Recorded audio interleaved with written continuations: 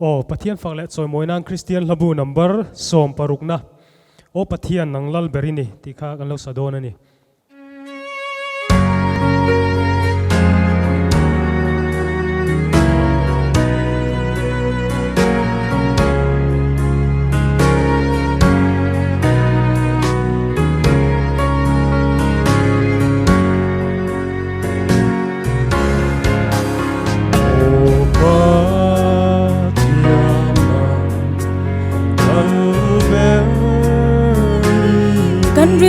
Min en chi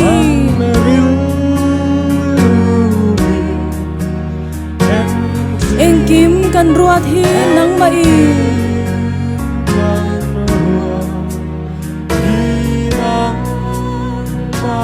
In mureng chi nani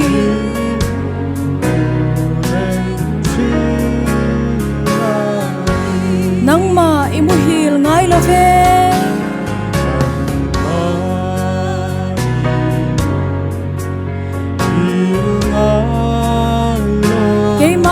Min veng chi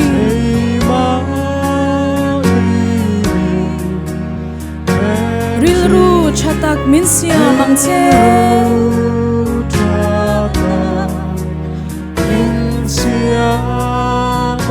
Lalpa isua vangin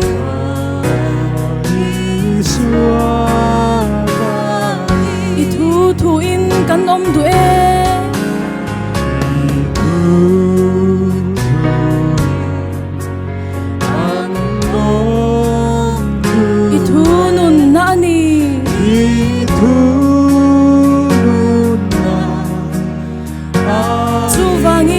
Sereng ang se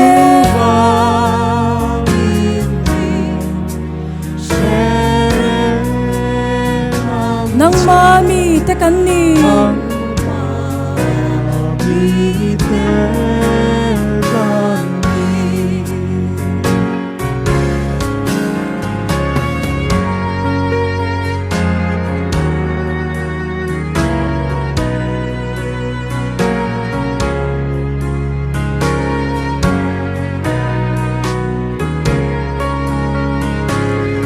Pathian nang lalberini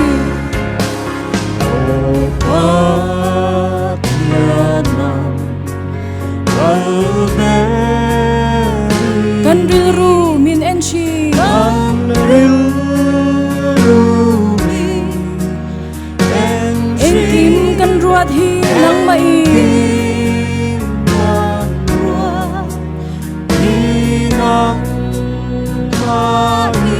Mureng chi nani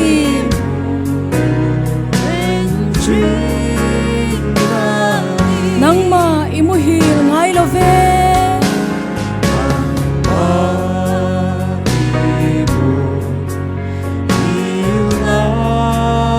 Kay ma ni min veng chi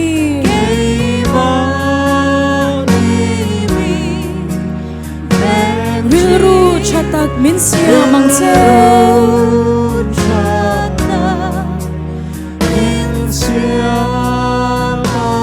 Lalpa isua vangin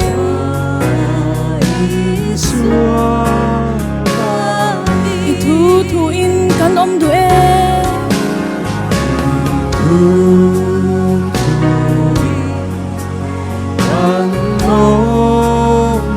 Itu nun na ani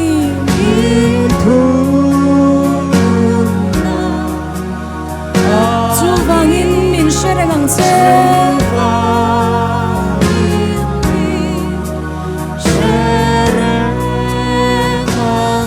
Mami tekan ni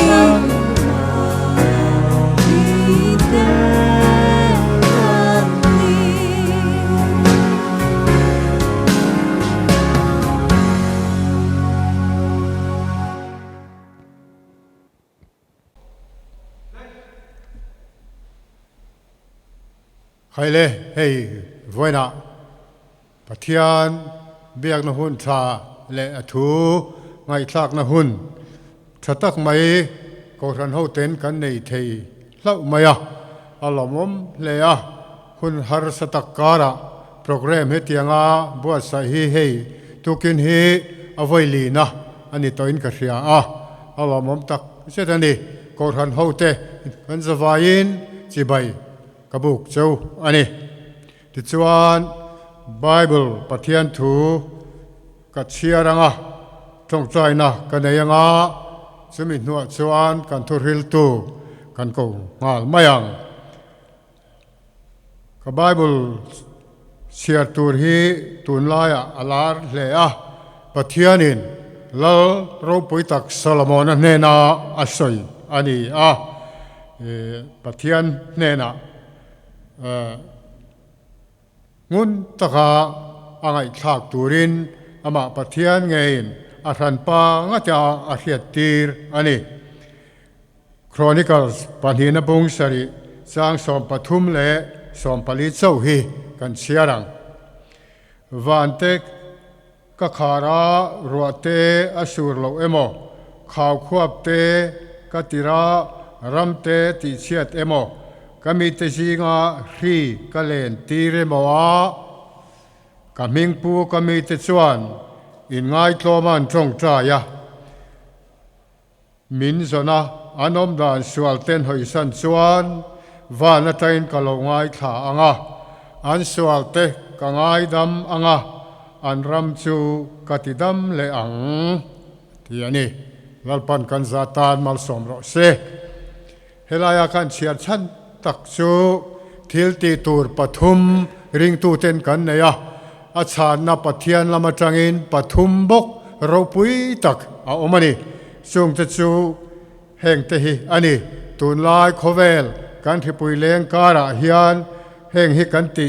mak mo nin ka ria a pakhat na chuan in ngai tlom a tong trai tur kan ni in ngai tlom taka tong trai lalpan angai thadua tin ama zon na tak zet kan pathian zon na tak tak kan nei apoi mo em a chumidot le chuan sual hoi san kan om sulta ani chutiang thil pathum kan ti chuan enge ni kan chunga thil lo thleng tur chu vana tanga ngai thak a in tiamani kan pathian hian ti chuan ngai thlamai ni lovin kan sual ngai dam don ani avan thaim ve o adot le apathum na chuan kan ram atidam le don ani hemi pathum hi lalpa kan pathianin mintiam tlatani in ngai tloma chong chai ama lalpa zon sual hoisan thil pathum chia kha ani ta ani ti chuan thil pathum min chang don kati kha kan chong chai na ngai thange ngei turin a in peisa diama chu mai lo kan sual angai dam don ro pui lutuk ani ato bera chuan kan ram ati dam le don ani pathian nena kone ni chong chai ang u lalpa kan pathian du tak min mangai tu voina hian ko rante hun tha min pe kan lom le mai kan ram mai de loven khovel pum puya covid-19 rimak tak alenga sungkwa kan boy mi mal kan boy ko ran khotlang ram aboya hemi kara hian lalpa nang chuan nang man he na ti tak sita in ngai tlom na ne na chong trai turin min duwa tin sual hoi san turin min tia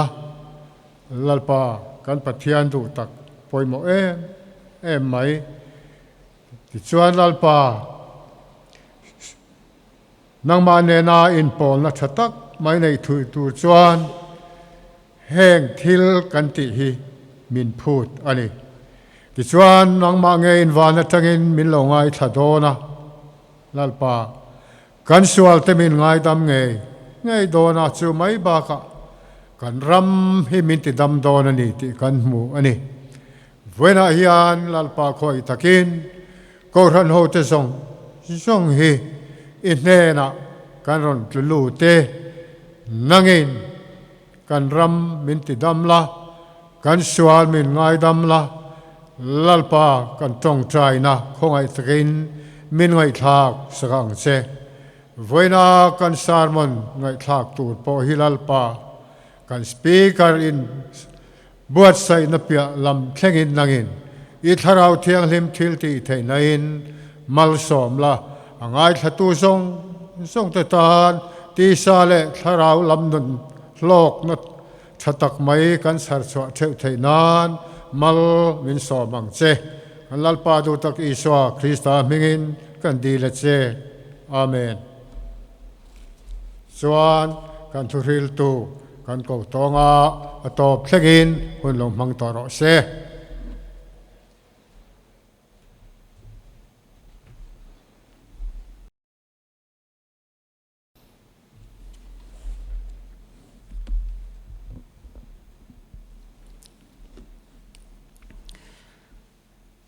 วานาขียนนังโลจุตุงเอกันเอ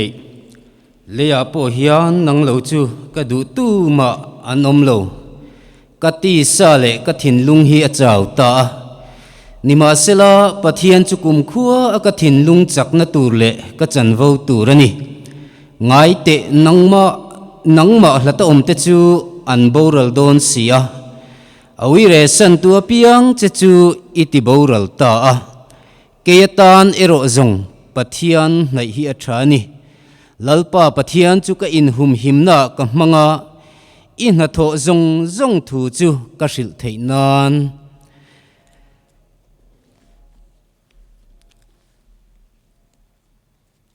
ปัทยานทุเทียงหิมหุนขตะกันเชียร์เลงะเฮฮิกันทุปุยตูร์เลกันอินหานตูร์อันอินหาลบกันีสามสมลีเลปนินะจังอาทุเตหินิเสละสามสมลีเลปนินะจังอาโอกันุนนาเองะเงอิกุนเริงเองะเงกะชูงะฮิยันอิบวยนีปัทยานเบเซโรอเมลดัมนาวางินอามาจูกะลฟักดอนสีอาปัทยานเบเซโรที่ฮีไว้นักันทุปุยตูร์อันนี้ปัทยานินัทุกันเชียร์เตกันจาตานมัลมินสมสักโรเซอาเมนจงใจนักมังโตลวังะนักินาอัตตบลมะกัมังงะจวนใจรงบอลตูร์เตกันละในบุกอาตบลมะกันดะเวเวงะไว้นาฮิยันขเวลินหุ่นขิรตักกันโตลายินกินี่กูสันเฮาเตปอินโคมดานดังลำตักไม่กันหันมังเลตาปัทยานเบียกอินอารวกตัวอินโคมนะหุ่นกันในเลยเทยโตละวะจุติลายจวนไงตัวนะสังอโลอุมาขเวลเฮียนเองนี่อามาโมอังโอตีเตก็ไงตัวตุนากันอินโคมช่วยตุยนะอาเชียร์ตากังขันกันรำขเวลดำนัตูร์ฮีเองนี่ยังตีฮีไงตัวนาเฮียนอเลียนคบมายาจุมิจาราจวนไว้นาเฮียนลัลปันทุจ่ามินเปกจูปัทยานเบเซโรตีฮีอันนี้ติจวนกันเจ้ารำดินมุนกันทีร์กวลมาสาองะทุมาเตปอันนี้ทูบกะทุมาอันนี้จวงสันปาลวะสารมนข้าอินจันงาลเมียทวะทุมาอันนี้นัจินปอมทูบกเกติจวนกันรำดินมุนเตกันหันทีร์โจนัวจวนกันรำนีนะกันนีเมกนะกงทุมินกันสวยเลงะติจวนมิสิงเตกันนุนกันเจียลเฟลนะหุ่นข้ากันมังเลโดนอันนี้เตียงจวนไว้นาเฮียนปัทยานถูกันไงตัวเขาโดนอันนี้เอ็งวางินเงปัทยานเบสเซโรตีฮีกะริลรัวเฮียนัดลักนัดลัดไม่ตีฮีก็ไงตัวกันรำดินมุนเตกันไงตัวฮาร์สัตนะสังอินมินตลากบัวกะมีมัลตินอารำเตปอนียรำเลียนเลรำเตรำเฮาซาเลเรเทยโจกเตปอจุดยังจงโคเวลฮีอบวยตัวนั่นนักขิรขันตักไม่โควิด-19อันกันตีเฮียนโคเวลตุนาเฮียนมินจกบวยเมกะจุดยังจวนจูหุนาจวน ring tu te kan me kani voina hian kan mamo bernia ka ria chu Pathiana be seina kan nga hi apoi mo em ani engwangin nge Pathiana hian be seina kan nga ang ti kan soidona wangin kan ram Mizoram din mun hi ngai tu ma sataila apoi mo me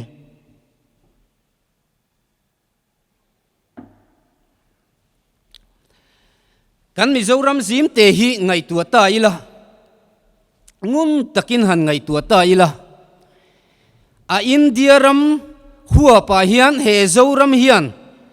a berni na hi kan haunual maya chu tukina hian han soi masak lok kha kadua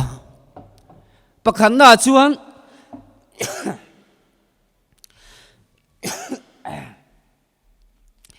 HIV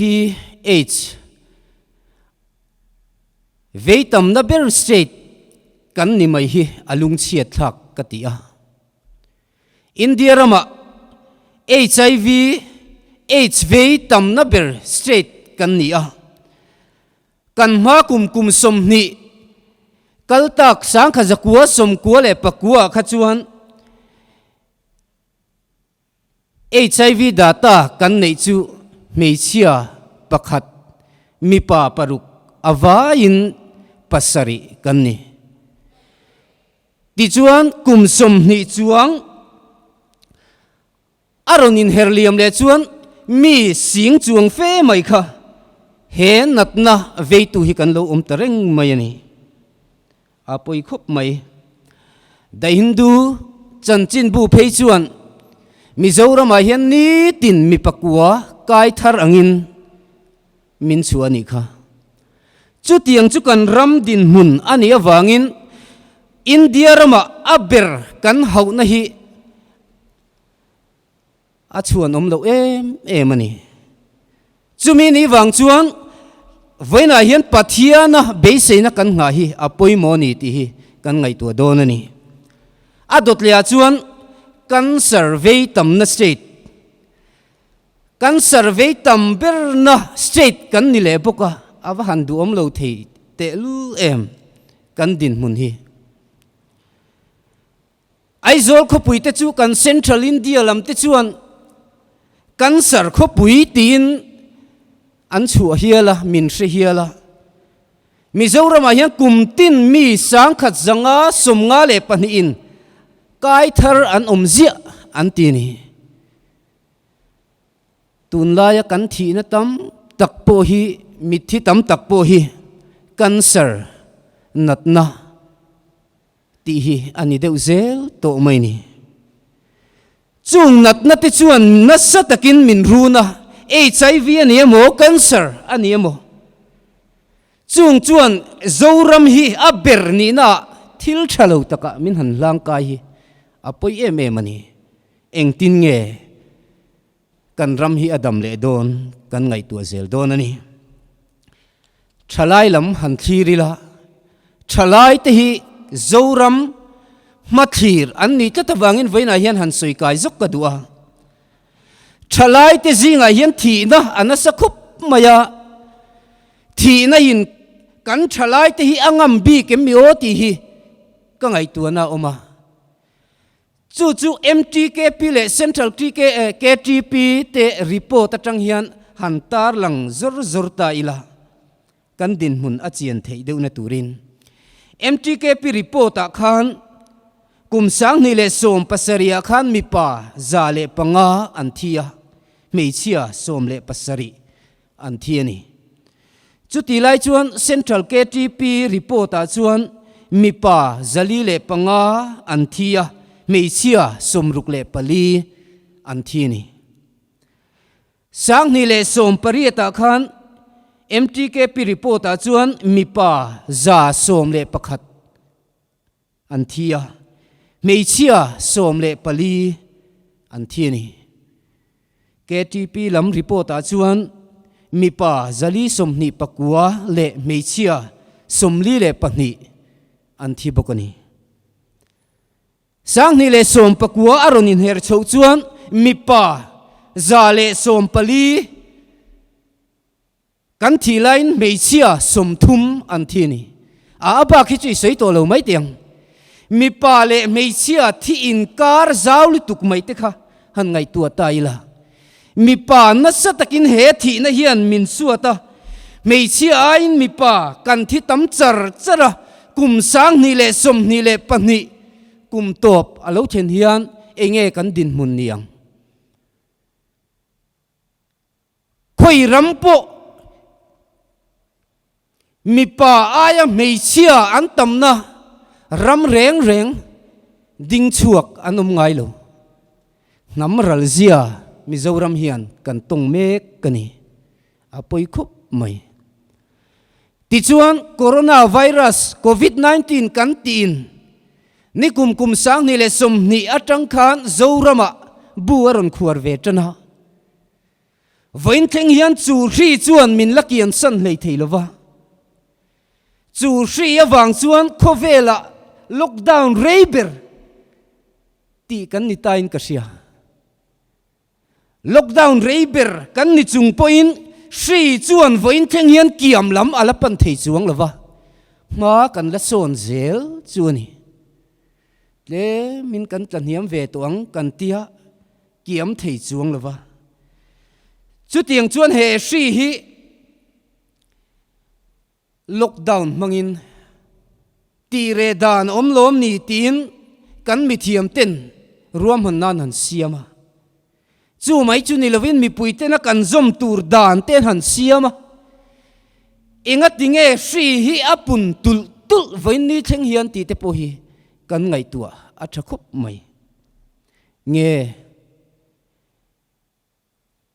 Thessalonica thon khat na bung ni chang lia khan dan bo chepa boral fapa chu alo lan huna chuan sa khuwa zong zong a do wanga tiang deu khan helai thu hi e dan bo chepa te po hi ani mai o mangi o ti te karil ruwa oma sa khuwa zong zong aron dowa pathian milem pathian betu ni te nia kan ngai te poin an biak in an hongam lova keini pathian nung betu in ti te poin biak ina kan in khom ngam to bok lova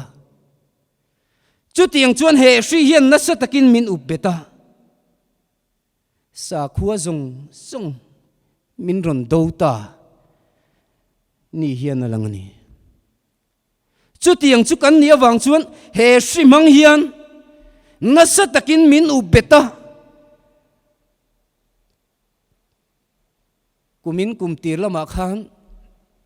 kan ram suai tu ten Inkhawm thei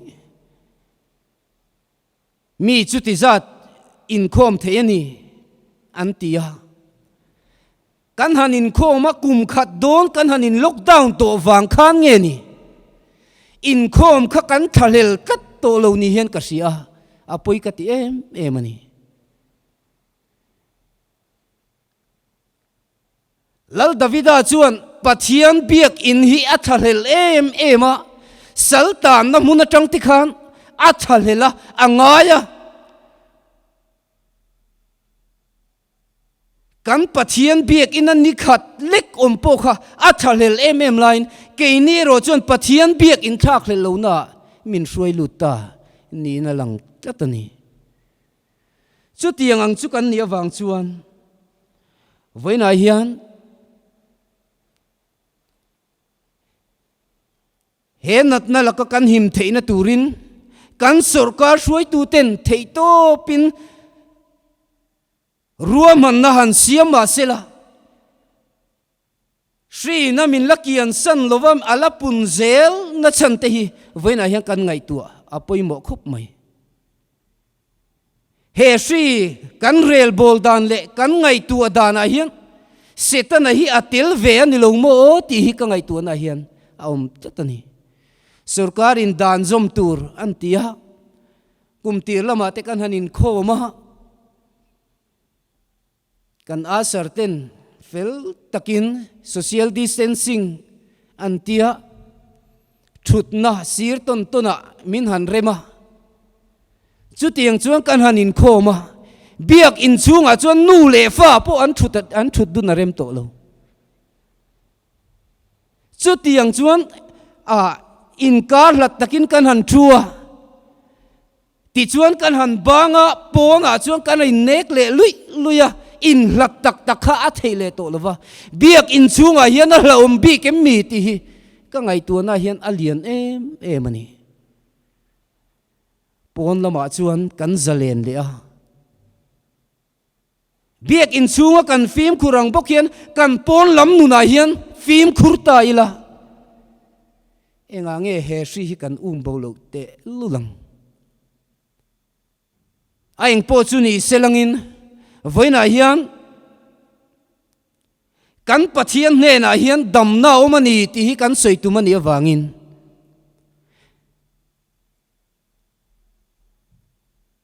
nakina kan la soidon thova he hri he natna sang min ubet tu te atanga kan damna tur om chun chu ni china kan Inkhawm suai tuina a chiar chuata kan khan in ngai to ma kan tung trai chuan kan ram hi ati dam le don ani ti hi kan pathian thu a hian chiang takin kan muani kan pathian hi adong ai don lovani ti hi kan pathian thu tang hian alang chiang em ani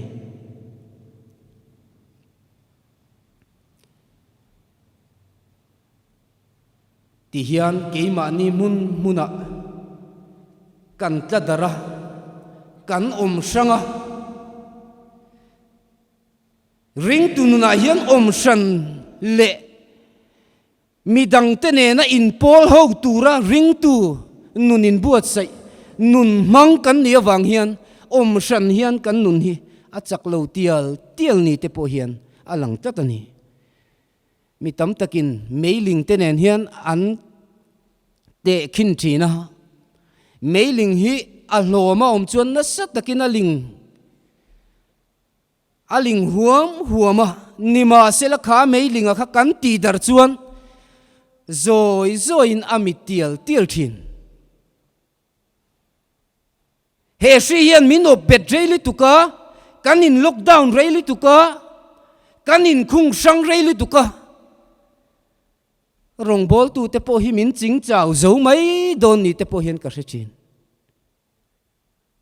upa le rong bol tu pastor te le evangelist speaker te po hian a soi tur te po hi kan nei to lo mai don ni hian alang tatani kan nun hi amit tial tatani natna wangin na satakin kan buaya khovela buaya he zoram hi abuaya thina in na men lovin kan chunga tha azara min tuam boka him na zongin na satakin kan beya in chiuna hriau thiang hlim chau man tur ti te zuk le muama in su mangai kan filim turani ti te mui tuama kut sil nguna midang te hlata ti ten dam na kan zonga nima sela khovel hian dam na mu zo lova khoya nge dam na chu ta kang khoya nge ti dam tu chu tak voina hian kan ngai tua awa poimo em heng dam na hi khovelin min pe theilo ti hi chiang takina lo lang chuak ta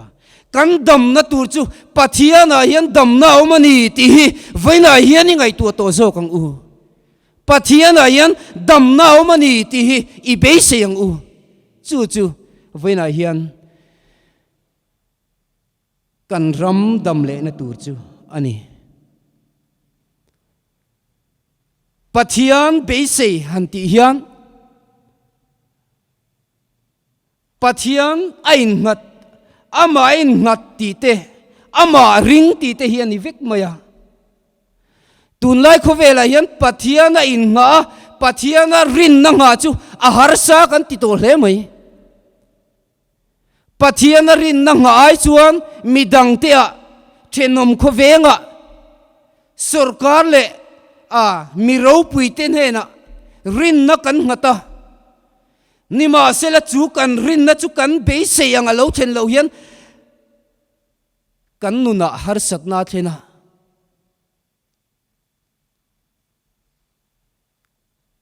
beidon na muna min suai lu thin ani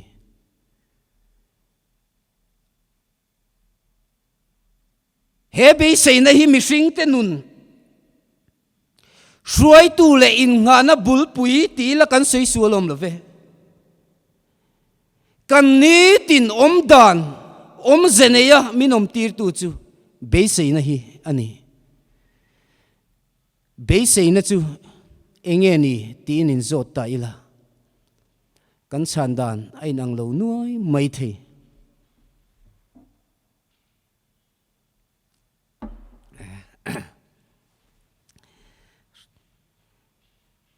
zai ang deuh hi thu soi tu te po hi kan nia atira ki asan deuh to hi chuan ki hi sang tu ma thak thei to bi thin lova tui te po in deuh fo ngai ta mai be sei na hi eng tiang in nge voina yang kan soi fia kan ngai dan kan sil fiang ti hi mitin mimaltin kan inang lo vek mai the nima sela be sei na chu voina hian rin na ti ne hian thukhat anga hian angai thei ome hebrai bung som pakhat chang khata chuan rin na chu ti hian a soi fia thil be sei te om nge ya hriat na thil mu lo te hriat fia na ani atia chu be sei na ti nen hian soi fia don te la chu tiang tho chuan ka soi fia ome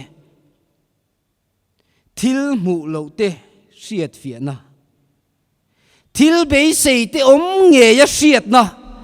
chu chuan mi hring nun hi akai hruai ni chu be sei na chu mi dang te a kan nga sarkara emo mi ro pui jok te thil ti thei jok te a kan nga chuan alo hlo cham fo thin chu chuan kan nuna har satna min thlen fo thin ani ti hi kan hriat a thain ka sia ti chuan tun lai kho vela ni china kan soi tuang khan COVID-19 na wangin total lockdown te hun rei takan han mang to a chu chuan mitin hi har sat na lian pui pathum pali a hian min thlen ni hian ka sia chung chu kan ngai tu ho le don ani pakhat na chuan sual wanga hliam tuar hi kan tam em hian ka sia om huna kan oma kan mua kan thova kan mulea chu tiang chuan hun kan manga phone te kan khoya TV te kan ena chu tiang chuan kan ni tin hun ni kan manga chung chuan sual laka sual hliam turian kan nun hi a hruai luta sualin na satakin min hliama chu tiang ang sual hliam mek ti tan chuan voina hian be sei tura omani ti hi kan ngai tu ho don ani chanchin tha luka ziak bung som paku a khan zakaya chungchang kan mu a zakaya chu chia khon ho tu ani a hun lai mi te phei chuan in misual an ti ni a top lama khan kan mu nge nge ni misual ti nan ngaya misual an ti a nima sela anun beidon namuna tangin lali suwa mu adua lali suwa muturin theito pa a beidan khakan mu ni lali suwa muturin thei pui ku nga lona toy zong in soitaila a chanchin kha chip chiar takin chiang takin kan se ome thei pui ku nga lona lali suwa mudu tak tu tenun hi lali suwa hian amuma sa zo kani ti hi zakaya chungchang atang hian kan hriathar apoi moin ka sia voina hian sual wangin hliam kan tuar ni mai theye kan nuna har satna alo thenga ni mai theye kan nuna beidonga ni mai theye pathian hi be seyang u zakayang hian be sei tu chu asia voina hian aman min huma sa zo kani ti hi zakai chungchang atang hian chiang takin kan mu ani ato pa phei chuan mi sual te ina chandam na alo thengta ni ti kha kan mu ni apoi mo khop mai sual wanga liam kan turani poin pathian hi ibe seng u pathian ya hian dam na omani ti hi voina hian kanin sil theduni lali suam mel hi enila lali suam mel hian thir veila voina hian kan tan dam na omani ti hi eng anga sual liam nu po ni maila eng ang poin he sual hian min obet ma sela lali suam mel hi han thirte lal lukhum ikhum theina turin hling lukhum alo khum to a choi mo ye theina turin mi te mu sitin om to a lali suwa hi voina hian ibel mayang u apan hina ta a chuan pathian atanga tlan bo zoram ring tu a hian pathian atanga tlan bo hi mitam tak kan omme kani ti hi achiang ring mai ni voina yan pathian lakatanga itla ilo tlan bo to ani poin be sei tu raumani ti hi kasil du che ni chanchin thalu ka ziak bung som panga chang som pakhata khan fa patlan bo chungchang kan hmuwa hi pathian lakatanga tlan bo to te tan be sei tu raumani ti hi ama lali suwa ngei na asoi te khin thumang hian achiang e be mani apa laka achan vo alafa ala chuaka mun lataka atlan bo to anei zong chu muna chuan a chen zo to ril rubei dongina oma eitur anei to lo thian anei to lo watran puitu anei to bok hek lo chutiang ang din muna chuan voina hian ilo ding ve ni poin be sei tur omani ti hi he fa patlan bo chungchang atang hian chiang takin kan hmu ni ti chuan chu nun seom tak atang chuan apa ne na kirle turin ngai tuana asiam ta apa nge na chuan kir le don po ni sela apa la ka yan chan vo eng ma anei to lo ti hi ain hre chiang em ani athu akhan kan hmu ni in lo fa pakhatangin apa nge na khan chan vo anei to lo ti en sia kan pathian la ka tang hian ka voina hian kan lo tlan bo ani mai thei kan Pathianni thuk taka kan lo tlan bo san to po ni mai thei voina yan Pathian a yan be sei na ngadro he fa patlan bo hi apa ne na akir le ta he te kin tuina chiang takamin sil chu atlan bo ma ya chan vo ro pui zok apa ne na akir le hian a changani ti hi he te kin tu hian min sil chiang hle ani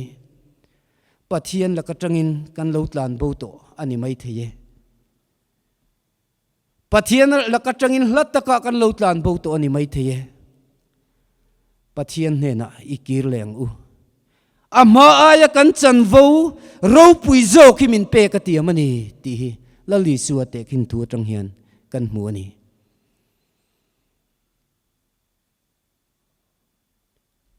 pathian thu pakhat karil ru om reng voina hian thu puyatan a soi turatan pathian ina min pek em mi o ti ka ngai tu na om pakhat chu zona chungchang khania kan soi kai le lok tiang ani po kha pathian lakatanga tlan bo ani he tui ka soi don em mi o ti karil ru aron lun nguta zona kha pathian laka atlan bova voina yan pathian hian pathian lakatanga kan lo tlan bo ani poin min man adu zia hi kan ngai tu appointment ka sia he kan thu tang hian han per kai luk kha ka duwa ain me tho mai ka thu sei tu ri kala soi chin lova eng tiang a rei nge ka soi don ka selova a rei deuh mai thei a rei lo mai thei zona chu ni nevi khoro pui tak sual na wangin Pathianni na tira ni ma sela adu tlat lo kha amakani zona din munahian han ding ve chin sim tiang ni nevi khopui kha an mel makum lun asuria ho khopui ania Israel ho tele ama zona ngei po khang asuria ho ngam enge ni ting e kan tiang ngam huai sar lutuk mai misual lutuk mai hovakha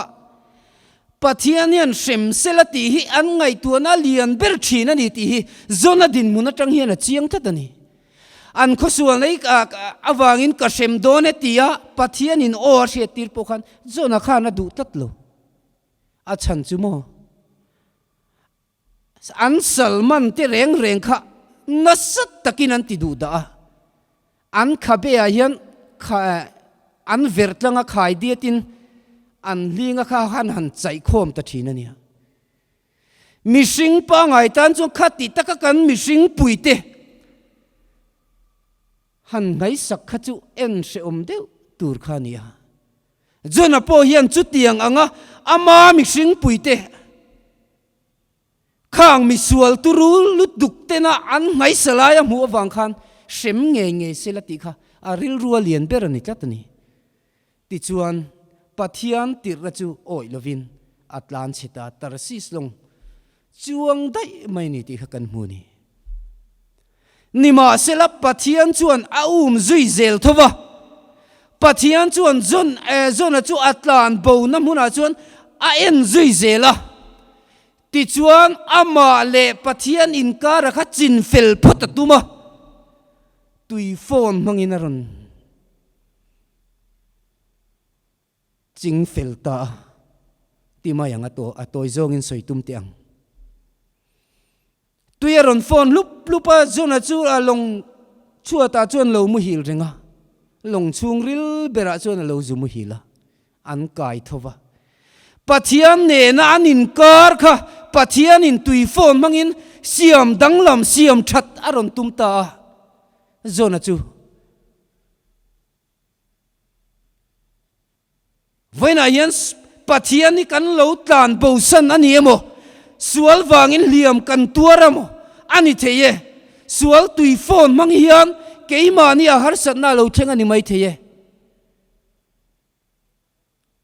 Pathian beiseina o hian kan nun hi ti phone ve ro se kan chung kwa har sat na lo thenga ni poin Pathian beiseina tui phone ni chung kwa hian I phone tir veng u chu apoi mo em ani zona chu an kai thova chu ta poi mo em mai chu midang te an him theina turin zonan asual apuanga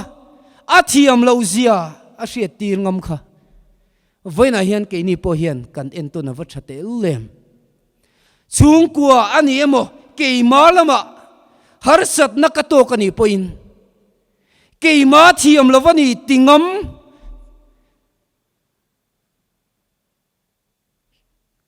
kan ram har sat na ton meki ke ma thiam lovani kan tingama in ngai to ma kan tong trai ngamani chuan kan ram hi adam le anga kan ram dam na tur chuan Pathian hi kan beise apoi mo ani kan kal thui ta deu pathum na chuan nat na wanga lungai ama salama khang kan sei tua HIV AIDS awangin kan ram kan lungaya cancer awangin kan lungai bek boka COVID-19 awangin kan Lalngaizuala deu deva har sat na in min tlak buaka he nat na mai ni lovin angong hi anasat emawangin harsat namuna mitam tak min shuai luta ramro puile hausa jok te poin an chiat pha lain keini zoram po hian nasatakin kan tlak chiat pha mek ni na langani voina hian he nat na hi akian vat lo phei chuan eng angare nge khovela hian he nat na hian min la cham chil don ti hi tuman kan soi theilo pathian kuta om he nat na wanga karil ruwa om reng thina chu lali suan alo kal le dona chuan shri te ale ngang ati kha alo theng dik ta ni ti hi karil ruwa hian om tlat thin he shri la ka kamang an kan mang an lai po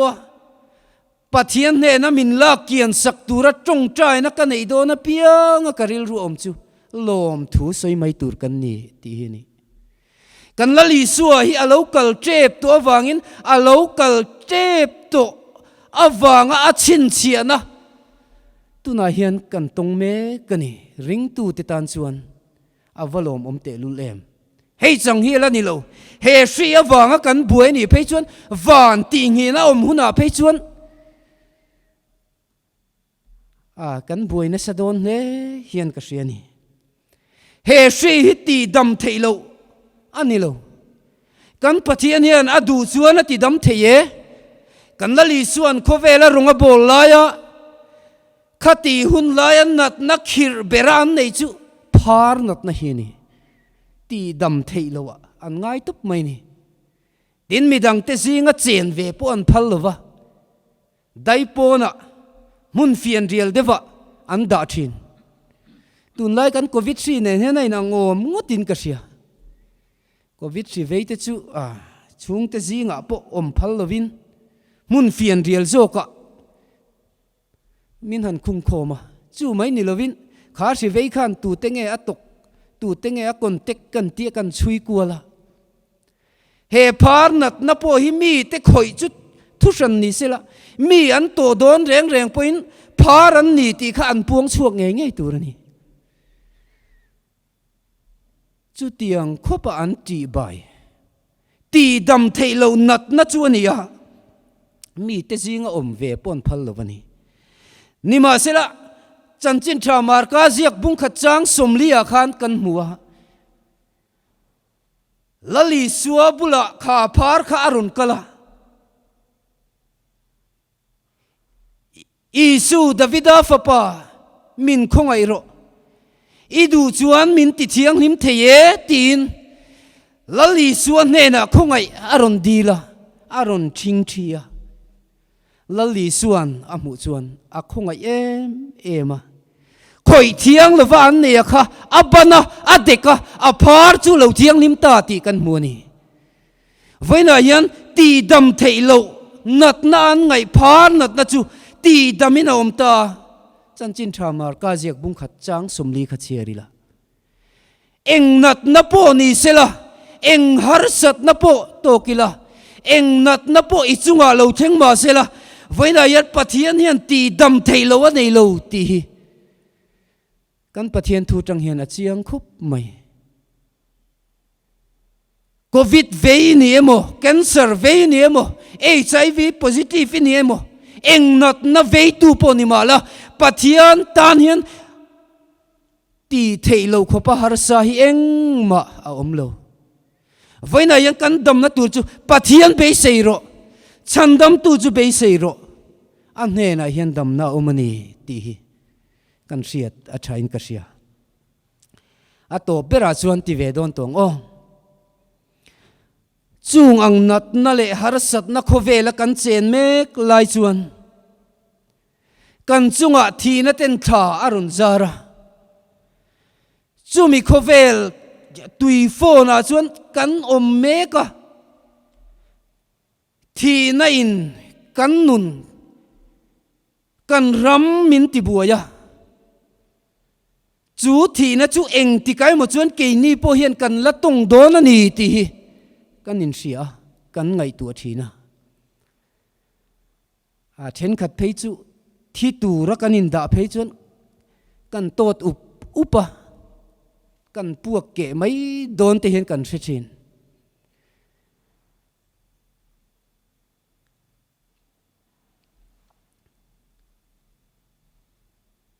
hebrai bung kwa chang som ni le pasari akhan mishing tan voi khat thi ruat ania chumi nuwa chuan ro rel na omang mishing tan voi khat thi ruat kan ria chumi nuwa ro rel na omang thi nuwa ro rel na omang thi hi engwanga se em nge kan niang le ti ka ngai tua fo chin ro rel na hi nge kan se chana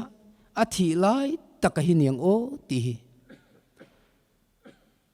then ka chuan thi hi kan se em a dam thei chung chu dam kum lun thak mai la dam tluan zak mai la poit kan tilo mai thei then ka chuan a thi mai hi kan chak em a nun na hi la to mai ro te po kan ti hel thin voina yan he thi na hi kan chunga alo thenga ni poin kan be sei pathian hi a chol ve don lo ti hi a to beratan kan in sil se du ni he thi na wang hian he kan taksa hi vui liamin lo umma sela thana tu ma ngai sak tu om lovin phum po lo ni mai la kan pathian hian thi na lui kam moya chuan min lo ngak don ti pathian thu tang hian chiang takin kan mu ni chu mai ala ni lo thole taksa chu kai thua muna po he kan taksa hi ti dang lama muna po kan pathian hian min la tha tham don chuang lo van khopuya khian mi thiang him tenen hlim taka ama kan faka kan choi moi theina turin hi khopuya khian min la loi lut don ani ma sela he mi sing hian ama ba ka chu korin le khathon pakhat na bung som panga khang kan muang khan chang som nga le pathuma he troi thei hian troi thei lo na asin turani a he thi thei po hian thi thei lo na asin turani ti hi kan pathian thuina min sil ania eng din muna po dingila he thi na po hi lo tok po ni la he kan taksa hi khana mi ten min vui liam ma sela kan pathian hian min lo muak don ani ti hi kan sia ta tha in ka sia pathiana be se na ngatlat tu te chuan o thi na i ne na chu khoya nge om tak o thi na i tur chu khoya nge om tak ti in hen sing nun hi an mang liam thi na ni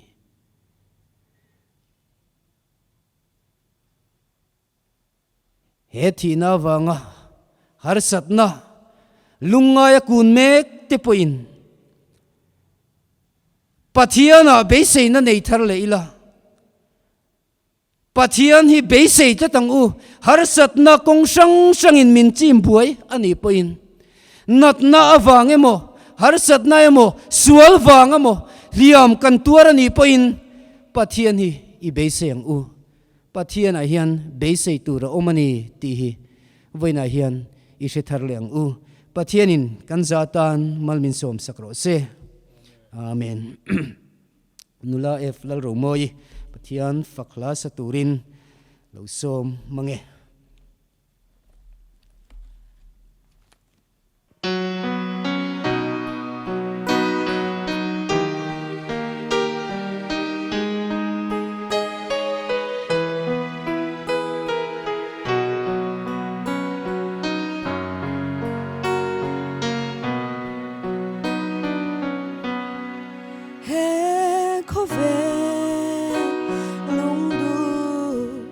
in chen na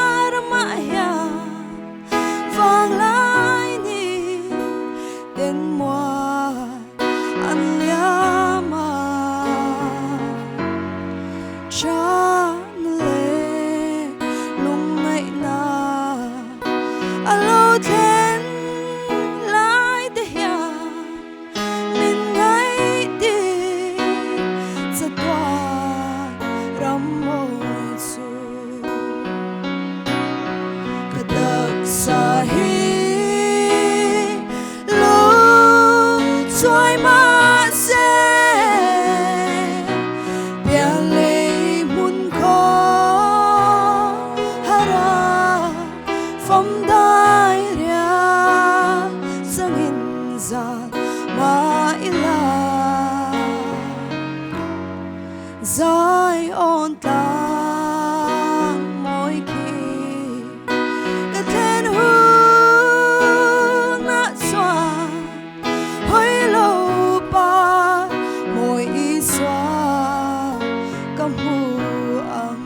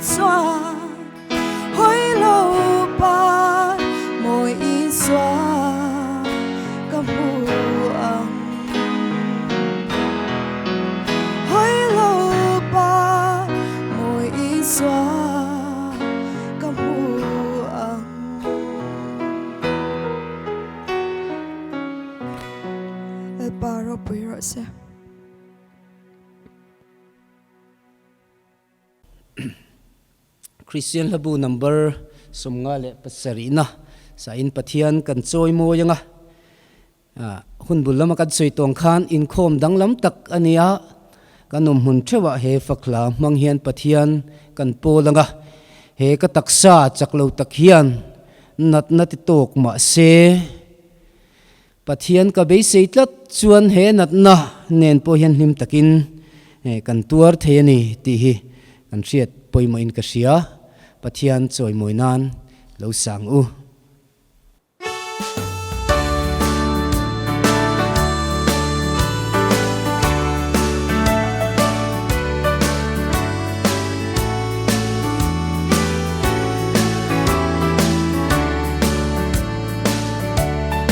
Krista tisem luda suak chu katana hluani lo na le rin hal na ta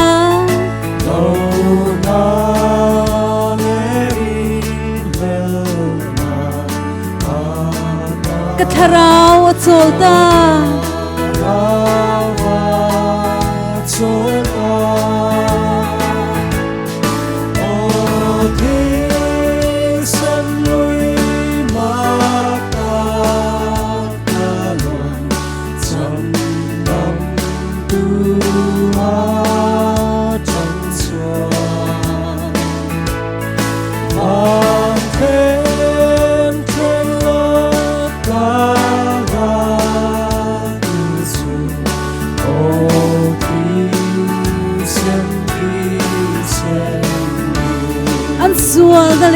ti chu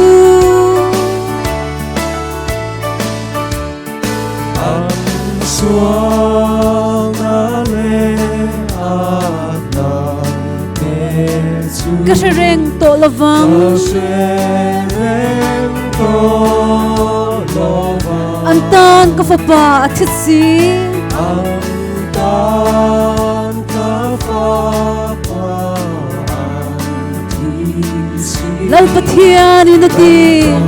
Pathianni ati o te san lui mata talong san dam tu a chan chuan van thêm thêm ca ra tu su o thi sinh thi chen ka sual ka shia chwa fo te hian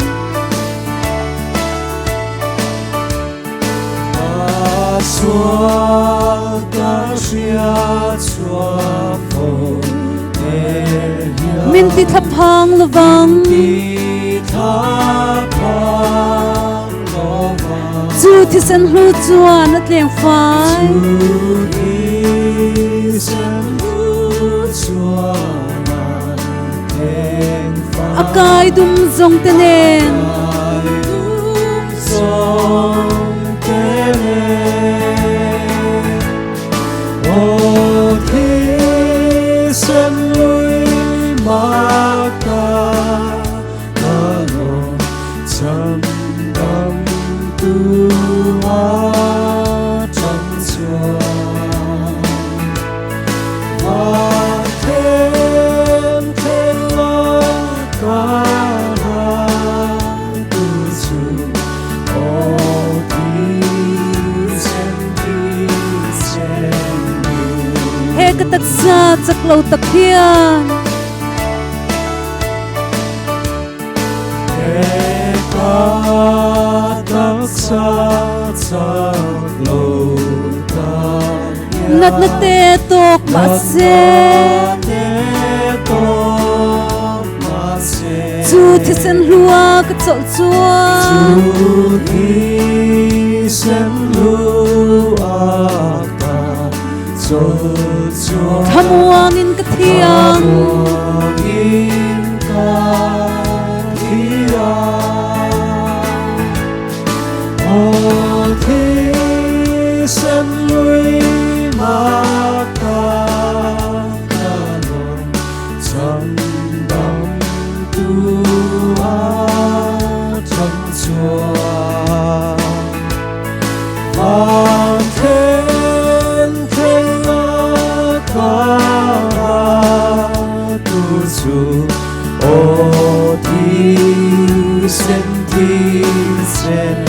du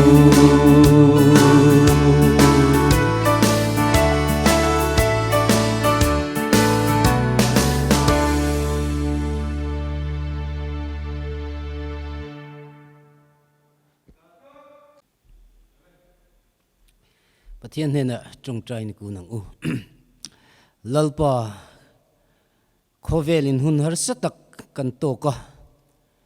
imi te poin nangma ahu hawa chibai buk na hun kan nei hlei thei to lova voina hian chuti chung chuan khovel har satna ina min tlak buk mek lain nangma chibai buka nangma pol na hun thatak mai kan nei le thei ta I fakla le thu takte nangin malmin som sakla I kausan ho tele ngai thatu zong te ta na mal som na aloni theina turin I kuta kan ron hlana kan malam hun kal le zel turate pathiana beiseina ngat thei theu turin imi te nangin min bua sai tharla